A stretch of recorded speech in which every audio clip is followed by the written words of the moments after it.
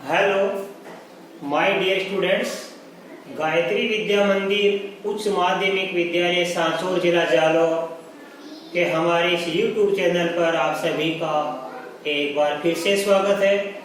प्रिय विद्यार्थियों, आज हम कक्षा 10 की विषय गणित अध्याय 3 द्विघात बहुपद के प्रश्न 3.2 का सवाल नंबर 2 हल करना सीखेंगे। देखो इसमें क्या लिखा है। पहले बहुपद को दूसरे बहुपद से भाग दीजिए तथा जांच कीजिए कि प्रथम बहुपद दूसरे बहुपद का एक गुणनखंड है। ये हमें जांच करनी है। तो देखिए बच्चों कैसे करेंगे। मैंने आपको सिखाया था भाग देना। ये प्रथम बहुपद है gx, ये द्वितीय बहुपद है fx। हमें gx का भाग fx में देना है और भाग देके देखना है। यदि हमारा शेषफल शून्य आ जाता है तो इसका मतलब यह होता है कि ये प्रथम बहुपद द्वितीय बहुपद का एक गुणनखंड है। शेषफल शून्य नहीं आता है, इसका मतलब ये प्रथम बहुपद gx द्वितीय बहुपद fx का एक गुणनखंड नहीं है। बस भाग देके देखना है कि आपका शेषफल शून्य आता है या नहीं। भाग पूरा गया इसका मतलब ये बहुपद इसका गुणनखंड है, अन्यथा नहीं। तो भाग देके देखिए आप। देखो यहां से x स्क्वायर प्लस का 3x प्लस का 1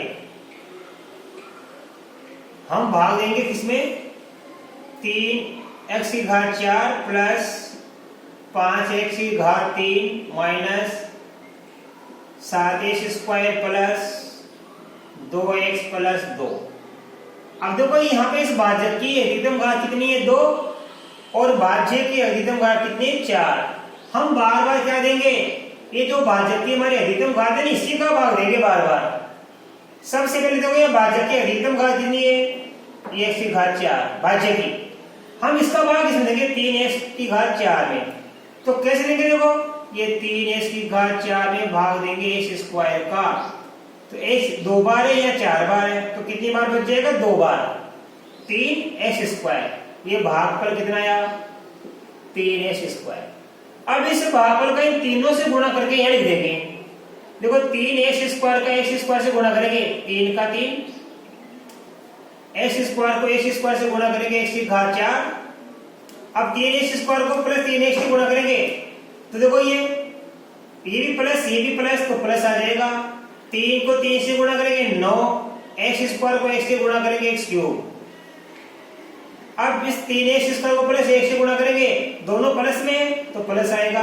3 एकम 3 x स्क्वायर का x स्क्वायर। अब हम लाइन खींच देंगे और नीचे की संख्या जो भी है इनका चिन्ह बदल दिया करो, प्लस का माइनस फिर प्लस का माइनस। इस प्रकार सूर्य की संख्या कटती जाती है एक करके, ये कट गई। अब देखो ये 9x क्यूब माइनस का 5x क्यूब प्लस करो, बाकी कर दो आप। 9 में से 5 गया तो माइनस का 4x क्यूब बच गया। ये 3x स्क्वायर माइनस का और ये 7x स्क्वायर माइनस का, तो दोनों जुड़ जाएंगे। 7 और 3 10x स्क्वायर जुड़ तो जाएंगे, दोनों चिन्ह समान है इसलिए जुड़ जाएंगे। और चिन्ह किसका आएगा माइनस का ही, क्योंकि दोनों चिन्ह किसके माइनस के, दोनों चिन्ह माइनस के तो माइनस आएगा, दोनों चिन्ह प्लस के तो प्लस आएगा जोड़ने पर। तो ये माइनस का आ गया 10x स्क्वायर, ये प्लस का 2x और ये प्लस का 2। अब देखो हमको इस माइनस 4x को भाग देना है। किसका भाग देना है, x स्क्वायर का। ये x 2 बार ये 3 बार काट दिया हमने तो ये x बच गया। माइनस का 4x आ गया नया भागफल। अब माइनस 4x को इससे गुणा करेंगे तो ये आ जाएगा माइनस का 4x। देखो ये माइनस का 4 माइनस 4 x को x स्क्वायर से गुणा x क्यूब। माइनस 4x को 3x से गुणा करेंगे, प्लस और माइनस मिलकर क्या बन जाता माइनस। 4 को 3 से गुणा करेंगे 12, x को x से गुणा करेंगे x स्क्वायर। अब माइनस 4x को x से गुणा करेंगे तो माइनस प्लस मिलकर क्या बन जाएगा माइनस। 4x को x से गुणा किया 4x, ये आ गया। अब देखो चिन्ह बदलेंगे नीचे वाले का, ये माइनस का प्लस माइनस का प्लस माइनस का प्लस। अब ये माइनस 4x क्यूब है, ये प्लस का 4x क्यूब, ये माइनस प्लस की कैंसिल हो गई, कट गई।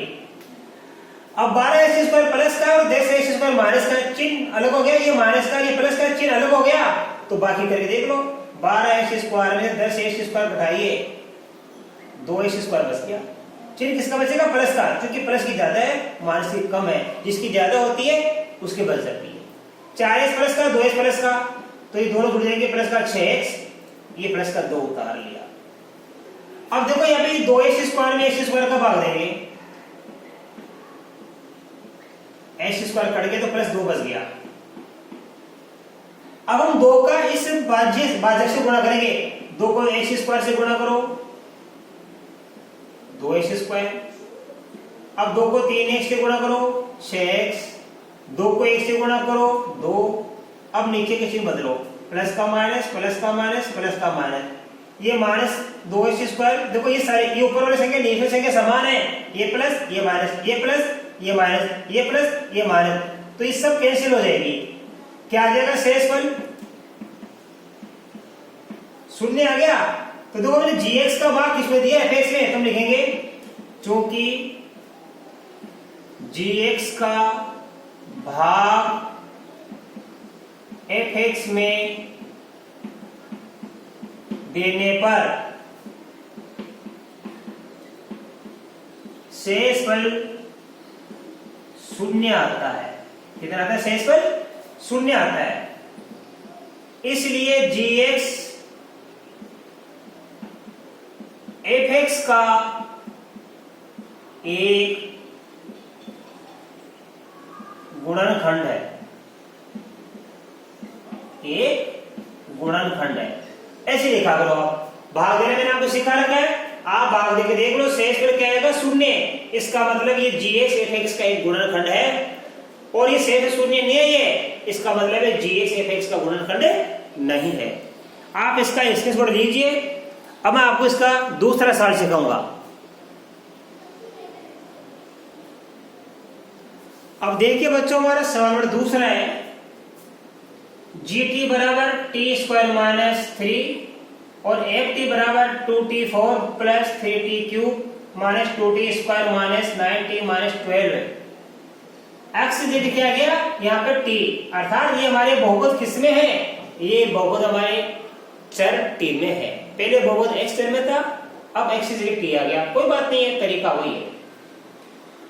इस बहुपद में fx में हमको इस gx बहुपद का भाग देना है, अर्थात t स्क्वायर माइनस 3 का भाग देना है। वही तरीका हम बार बार किसका भाग देंगे?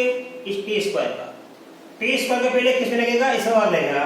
भाग देख लो आप, 2t की घात 4 में भाग देंगे t स्क्वायर का। ये t 4 बार है, t 2 बार है, काट दीजिए, ये t 2 बार आ गया, 2t स्क्वायर। अब 2t स्क्वायर के दोनों से गुणा करेंगे, 2t स्क्वायर को t स्क्वायर से गुणा करेंगे तो t स्क्वायर t4 हो गया, तो ये लिखेंगे 2t4। अब 2t स्क्वायर को माइनस 3 से गुणा करेंगे तो ये माइनस और ये प्लस है, तो माइनस प्लस मिलकर बन जाएगा माइनस 3 दूनी 6t स्क्वायर, तो माइनस का 6t स्क्वायर, स्क्वायर के नीचे स्क्वायर आएगा, ये स्क्वायर संख्या यहाँ आएगी। इन दोनों का गुणा यहाँ नहीं आएगा, इन दोनों को गुणा करने पर जो गुणनफल आएगा वो इसके नीचे लिखेंगे, क्योंकि t स्क्वायर है, तो माइनस 3 को 2t स्क्वायर से गुणा करेंगे तो माइनस का 6t स्क्वायर आएगा, और यहाँ लिखना माइनस का 6t स्क्वायर। मैंने आपको बता रखा है, समान पदों के नीचे समान पद, t4 के नीचे t4, t क्यूब के नीचे t क्यूब, t स्क्वायर के नीचे t स्क्वायर, t के नीचे t, और ये अचर पद के नीचे अचर पद लिखा दो। अब हम नीचे की संख्या का चिन्ह बदलेंगे, माइनस का प्लस बन जाएगा, और ये प्लस है तो क्या बन जाएगा? माइनस बन जाएगा। अब देखो दोनों समान संख्या है, लेकिन ये प्लस का चिन्ह है, ये माइनस का चिन्ह है, तो ये कैंसिल हो जाएगी। अब उतार लो आप, ये 3t की घात 3, ये देखो 6t स्क्वायर प्लस का बन गया, ये 2t स्क्वायर माइनस का है, ये माइनस का ये प्लस का है, चिन्ह विपरीत हो गए तो बाकी कर लो आप। 6 में से 2 गया, 4 बच गया, तो 4t स्क्वायर बच जाएगा, और 4t स्क्वायर किसका बचेगा? प्लस का बचेगा, क्योंकि प्लस वाला ज्यादा है और माइनस वाला कम है, तो प्लस का 4t स्क्वायर। बाकी से ये उतार लो, माइनस का 9t और माइनस के 12, राइट। अब हम देखो 3t की घात 3 है, इसमें किसका भाग देंगे? ऐसे करके देखा करो, t स्क्वायर का। ये t 2 बार है, t 3 बार है, तो t स्क्वायर से पावर कट गई, 3t बच गया, ये बच गया प्लस का 3t, राइट। अब इस 3t को इन दोनों से गुणा करेंगे, 3t को t स्क्वायर से गुणा करेंगे ये तो आ जाएगा देखो 3 का 3 और टी को टी स्क्वायर से गुणा टी क्यूब, तो ये तो आ गया 3t3। अब 3t को माइनस 3 से करेंगे तो ये प्लस और ये माइनस मिलकर बन जाएगा माइनस। 3t को 3 से गुणेंगे 9t, तो माइनस का 9t आ जाएगा, प्लस 3t को माइनस 3 से गुणा करेंगे माइनस का 9t, तो इस t के नीचे आएगा हमें माइनस का 9t, क्योंकि t के लिए t आएगा। अब ये माइनस का प्लस बन जाएगा और प्लस का क्या बन जाएगा माइनस। देखो ये दोनों संख्या समान है, लेकिन चिन्ह ये प्लस का और ये किसका बन गया माइनस का, तो समान संख्या होती है और चिन्ह इनका विपरीत होता है तो ये कैंसिल हो जाती है, कट जाती है। अब उतार लो आप 4t², ये प्लस का 9t माइनस का 9t, तो ये प्लस के 9t से माइनस का 9t गया, ये प्लस का बन गया, संख्या समान है 9t 9t, ये माइनस का ये प्लस का है, तो प्लस 9t से माइनस का 9t कैंसिल हो गया। उतार लीजिए माइनस का 12। अब t² का भाग देंगे 4t² में, ये t² का भाग देंगे हम, t² किया तो क्या बच गया 4, ये 4। अब 4 का गुणा इस भाजक से करेंगे, 4 का t² से गुणा करेंगे, ये 4t² बन गया। अब प्लस 4 का माइनस 3 से करेंगे तो माइनस प्लस मिलकर माइनस बन जाएगा, और 4 को 3 से गुणा करेंगे 12, ये माइनस का 12, ये माइनस का प्लस बन जाएगा चिन्ह, ये प्लस का माइनस। अब ये दोनों संख्या समान है, चिन्ह ये दोनों विपरीत हो गए तो कैंसिल। ये दोनों संख्या समान है और ये चिन्ह क्या बन गया, एक प्लस का और एक माइनस का बन गया, तो ये माइनस 12 से प्लस का 12 कट के आ गया 0, भाग पूरा गया। इस प्रकार हमने भाग देके देख लिया बच्चों। तो हम क्या लिखेंगे, ध्यान देना, चूंकि gt का एक t में भाग देने पर शेषफल 0 आता है, इसलिए इसे लिखना पूरा, इसलिए gt एक t का एक गुणनखंड है, एक गुणनखंड है, राइट। हमने भाग देके देख लिया और शेष में 0 आ गया, इसका मतलब ये भाज्य इस भाज्य का क्या है, एक गुणनखंड है। अब आप बच्चों इसका स्क्रीनशॉट लीजिए, मैं इसका सवाल नंबर 3 सिखाऊंगा।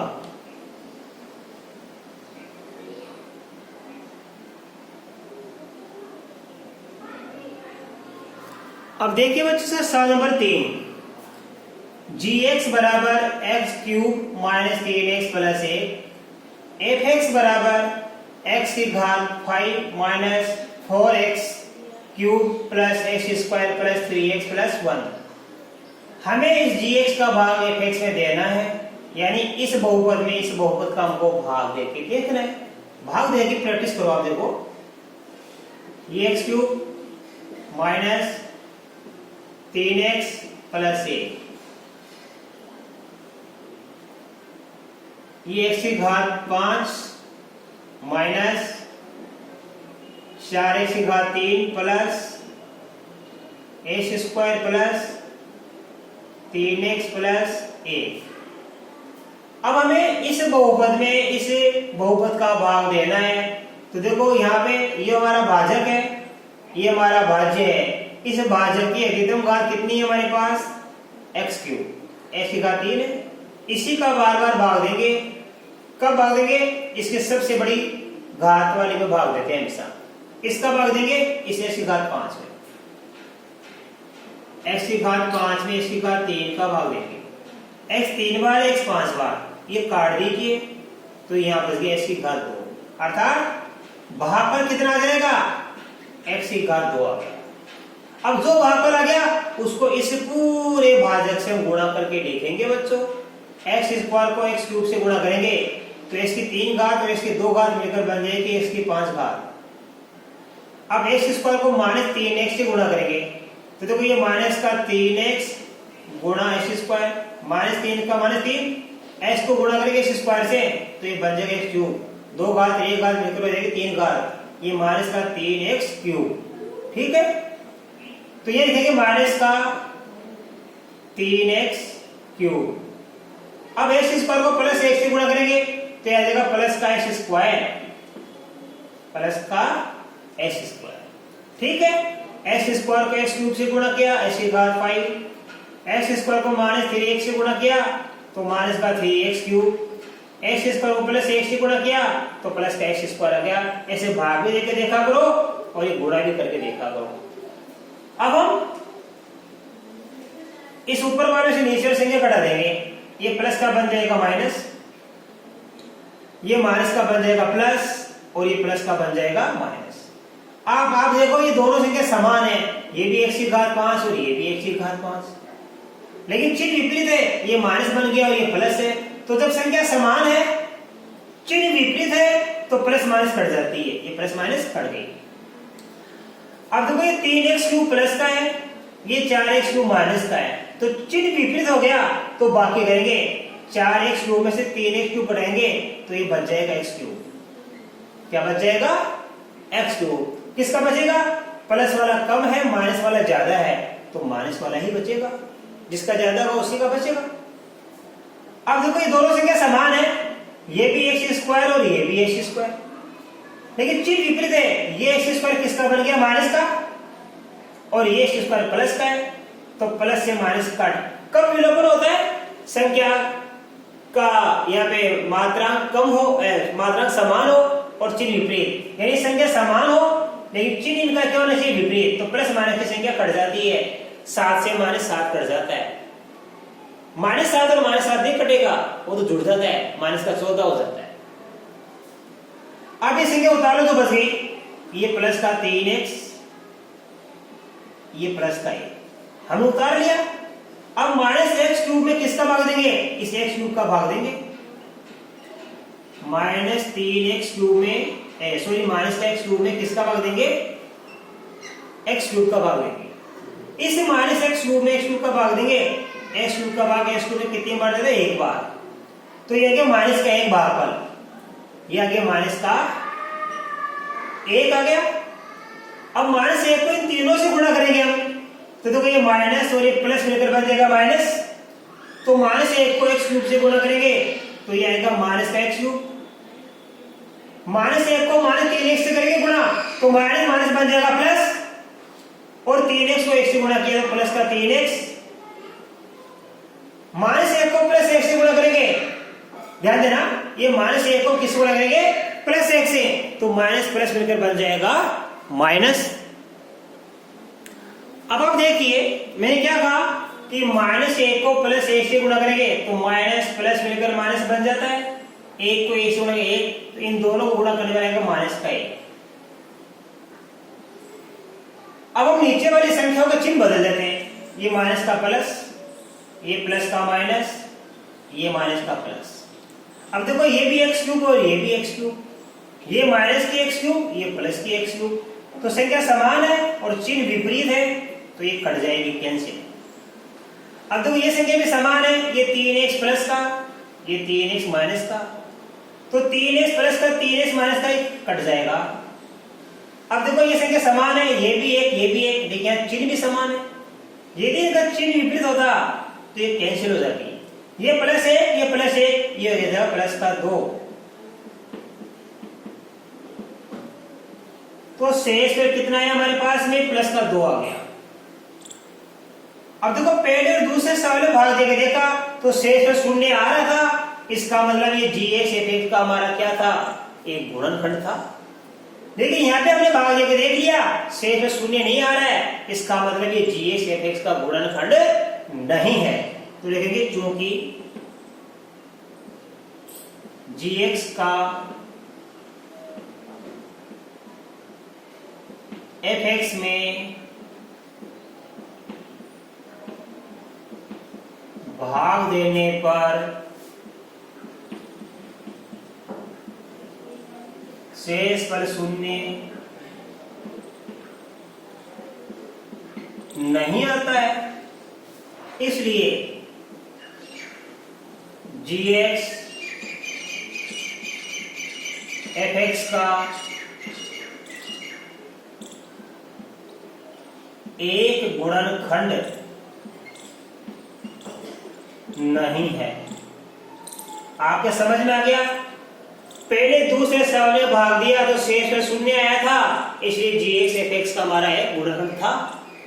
इस बार क्या हमने भाग देके देख लिया, शेष से शून्य नहीं आया, इसलिए जी एक्स एफ एक्स का एक गुणनखंड नहीं है। तो बच्चों मैं आशा कर सकता हूं कि आज बताए गए ये तीनों सवाल आपको बहुत ही अच्छी तरीके से समझ में आए होंगे और आप इन सवालों को नियमित रूप से आप इनकी प्रैक्टिस किया करो, इनका अध्ययन किया करो। इसके आगे के सवाल बच्चों मैं आपको कल के वीडियो में सिखाऊंगा। तब तक के लिए आप सभी को बहुत बहुत धन्यवाद।